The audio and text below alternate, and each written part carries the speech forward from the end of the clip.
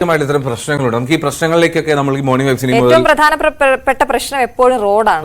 പ്രാദേശികമായിട്ടുള്ള അങ്ങനെ ഒരു വിഷയത്തിലേക്ക് തന്നെയാണ് നമുക്ക് ഈ മനുഷ്യന്റെ പ്രധാനപ്പെട്ട ആവശ്യങ്ങളിലൊന്നാണ് റോഡ്, വെള്ളം, പിന്നെ ആവാസത്തിനുള്ള സാഹചര്യമൊക്കെ. അപ്പോൾ അതിൽ പെട്ടെന്ന് ഈ എന്തുകൊണ്ടാണ് രാഷ്ട്രീയക്കാര് ഇലക്ഷൻ ആകുമ്പോഴേക്കും റോഡൊക്കെ വൃത്തിയാക്കുന്നത് അല്ലേ? അതെ, നമുക്ക് ഏറ്റവും നമ്മളെ പെട്ടെന്ന് ബാധിക്കുന്ന കാര്യങ്ങളാണ് അതൊക്കെ. അപ്പോൾ അത്തരത്തിലൊരു വാർത്തയിലേക്ക് പോവുകയാണ്. പ്രതിഷേധങ്ങൾക്കും വിമർശനങ്ങൾക്കും ഒടുവിൽ ഒരു റോഡിന് ശാപമോക്ഷമാവുകയാണ്. ഏതാണെന്നല്ലേ? കൊട്ടാരക്കര ശാസ്താംകോട്ട റോഡിൽ റെയിൽവേ മേൽപ്പാലത്തിന് സമീപം റോഡിൽ രൂപപ്പെട്ട കുഴികൾ അടയ്ക്കാത്തതിലായിരുന്നു വലിയ പ്രതിഷേധം അല്ലെ? ഒരുപാട് നാൾ നീണ്ടു നിന്ന വലിയ പ്രതിഷേധമായിരുന്നു. മന്ത്രി കെ എൻ ബാലഗോപാൽ ഇടപെട്ട് എന്തായാലും 12 ലക്ഷം രൂപ അതിന്റെ നവീകരണത്തിനായി നൽകിയതോടെ നിർമ്മാണം ആരംഭിച്ചു എന്നുള്ള പോസിറ്റീവായിട്ടുള്ള വാർത്തയാണ് പ്രേക്ഷകരുമായിട്ട് പങ്കുവയ്ക്കുന്നത്. 2018 റോഡ് പുനരുദ്ധാരണം കരാറുകാരൻ ഉപേക്ഷിച്ചു പോയതാണ് ഈ നവീകരണം നീളാൻ കാരണമായതും. അപ്പൊ എന്തായാലും നമുക്കൊപ്പം തത്സമയം ചേരുന്നത് കൊട്ടാരക്കരയിൽ നിന്ന് വിനീഷാണ്, ഞങ്ങളുടെ പ്രതിനിധി വിനീഷാണ്. Vineesh, good morning. അപ്പൊ നമ്മളൊരു പോസിറ്റീവ് ആയിട്ടുള്ള വാർത്തയാണ് രാവിലെ പ്രേക്ഷകരിലേക്ക് കൊടുക്കുന്നത്. ആ റോഡിന് ശാപമോക്ഷമാകുന്നു എന്നുള്ളതാണ്. എത്രത്തോളം സന്തോഷത്തിലാണ് അല്ലെങ്കിൽ ആശ്വാസത്തിലാണ് അവിടെയുള്ളവർ?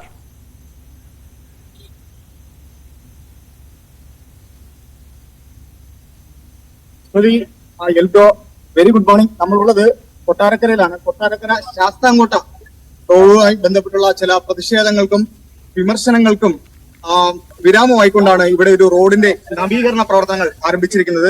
കൊട്ടാരക്കര ചന്തമുക്കിലെ, അതായത് റെയിൽവേ ഓവർ ബ്രിഡ്ജിന് സമീപത്തുകൂടിയുള്ള റോഡിന്റെ വലിയ രീതിയിലുള്ള ഗർത്തങ്ങൾ രൂപപ്പെട്ട ഒരു സാഹചര്യം ഉണ്ടായിരുന്നു. വലിയ കുഴിയിൽ വീണ് നിരവധി വാഹനങ്ങൾ അപകടത്തിൽപ്പെടുന്ന ഒരു സാഹചര്യം ഉണ്ടായിരുന്നു. വിവിധ രാഷ്ട്രീയ സംഘടനകൾ ഉൾപ്പെടെ വലിയ രീതിയിലുള്ള പ്രതിഷേധങ്ങൾക്കും ഇടയാക്കിയ ഒരു സാഹചര്യം ഉണ്ടായിരുന്നു. നമുക്ക് എടുത്തു പറയാനുള്ളത്, ഏകദേശം ഒരു കഴിഞ്ഞ ആഴ്ച ഒരു വനിത പ്ലക്കാർഡ് ഉയർത്തി മന്ത്രിക്ക് നേരെ വലിയ രീതിയിലുള്ള പ്രതിഷേധവും വിമർശനവും ഉയർത്തിയ ഒരു സാഹചര്യം ഉണ്ടായിരുന്നു. അങ്ങനെയാണ് ധനമന്ത്രി കെ എൻ ബാലഗോപാൽ ഇടപെടുകയും 12 ലക്ഷം രൂപ അടിയന്തരമായി ഈ റോഡിന്റെ നവീകരണത്തിനായി തരികയും ചെയ്തിരുന്നു. അങ്ങനെ ഈ 12 ലക്ഷം രൂപ ഉപയോഗിച്ചുള്ള ഒരു റോഡിന്റെ നവീകരണമാണ് നമുക്ക് കാണാൻ കഴിയുന്നത്. ആധുനികമായ രീതിയിൽ, അതായത് ഈ ടൈലുകൾ പാകുകയും അതുപോലെ തന്നെ സൈഡ് കോൺക്രീറ്റ് ചെയ്തും ഒക്കെയാണ് അതിന്റെ നവീകരണ പ്രവർത്തനങ്ങൾ നടക്കുന്നത്. ഇതുമായി ബന്ധപ്പെട്ട് വാർഡ് കൗൺസിലർ നമ്മളോടൊപ്പം ചേരുകയാണ്. അതുപോലെ തന്നെ പൊതുപ്രവർത്തകരെല്ലാം തന്നെ ഇവിടെയുണ്ട്. നമുക്ക് അതിന്റെ വിവരങ്ങൾ ചോദിച്ചറിയാം. വാർഡ് കൗൺസിലർ നമ്മളോടൊപ്പം ചേരുകയാണ്. ശരിക്കും കൊട്ടാരക്കരയ്ക്ക് തന്നെ അഭിമാനകരമായ ഒരു നിമിഷത്തിലേക്ക് എത്തിയിരിക്കുകയാണ്. നമുക്ക് ഈ റോഡ് വർഷങ്ങളായിട്ടുള്ള ഒരു ആവശ്യമായിരുന്നല്ലോ, റോഡിന്റെ നവീകരണം. മന്ത്രിയുടെ വലിയൊരു ഇടപെടലായി റോഡിന്റെ നവീകരണം. ഇതിനെയാണ് വാർഡിൽ മെമ്പർ എവിടെയാണ് ഇത് 29 രണ്ടാം വാർഡും കൂടെ ചേർന്ന വാർഡാണ്. നവീകരണവുമായി ബന്ധപ്പെട്ടുകൊണ്ട് 4 വട്ടം ടെൻഡർ അഗാധമായിട്ടുള്ള കുഴികളും കാര്യങ്ങളൊക്കെ ആയിരുന്നു. വലിയ രീതിയിലുള്ള അപകടങ്ങളും കാര്യങ്ങളും ഉപയോഗിക്കേണ്ട ഒരു ഇതാണ്. 4 വട്ടം ടെൻഡർ ഇട്ടിട്ടുണ്ടായിരുന്നു.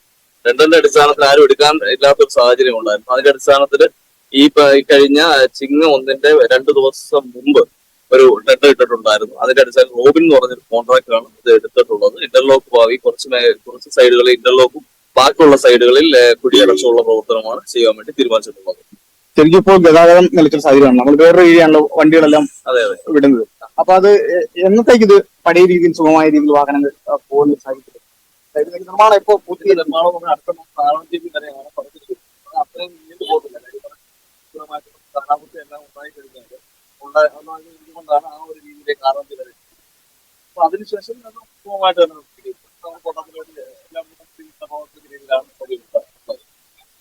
എങ്ങനെയാണ് ഇതിന്റെ നിർമ്മാണം?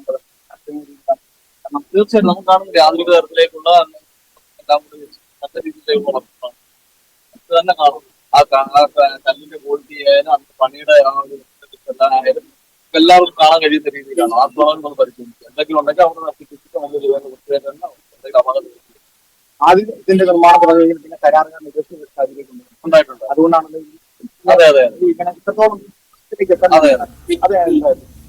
അതെന്ന് പറഞ്ഞു കഴിഞ്ഞാല് യഥാർത്ഥത്തില് ഒരു കോൺട്രാക്ടർ വർക്ക് എടുത്തിട്ടുണ്ടായിരുന്നു.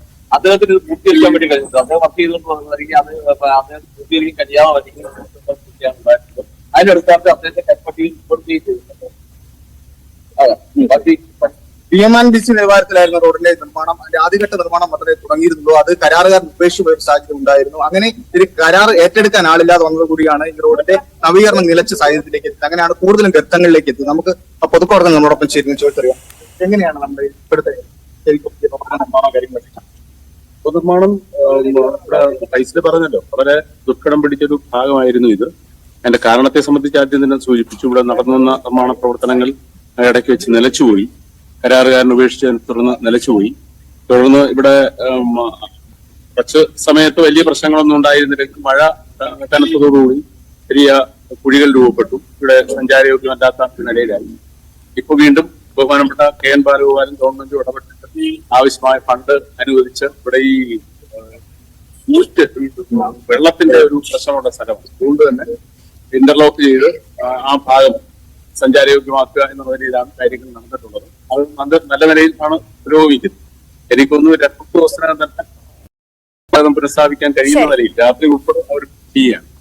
ശരി, എന്തായാലും ആ റോഡിന് ശാപമോക്ഷമാകുന്നു എന്നുള്ളതാണ്. വിനീഷാണ് നമുക്കൊപ്പം ചേർന്നത്. വിനീഷ്, എന്തായാലും വലിയ സന്തോഷമുള്ള കാര്യമാണ്. ഈ പ്രാദേശിക കാര്യങ്ങൾ, നിങ്ങളുടെ അവിടെയുള്ള പ്രദേശത്തെ എന്തെങ്കിലുമൊക്കെ പ്രശ്നങ്ങൾ, കുടിവെള്ള പ്രശ്നം അടക്കമുള്ള കാര്യങ്ങളൊക്കെ കൂടുതലായി ന്യൂസ് 18-നൊപ്പം പങ്കുവയ്ക്കുക. നമ്മൾ അതുപോലെ അവിടെ നിന്നും റിപ്പോർട്ട് ചെയ്യും. വിനീഷ്, എന്തായാലും വിനീഷിനൊരു നല്ല ദിവസം ആശംസിക്കുകയാണ് കേട്ടോ.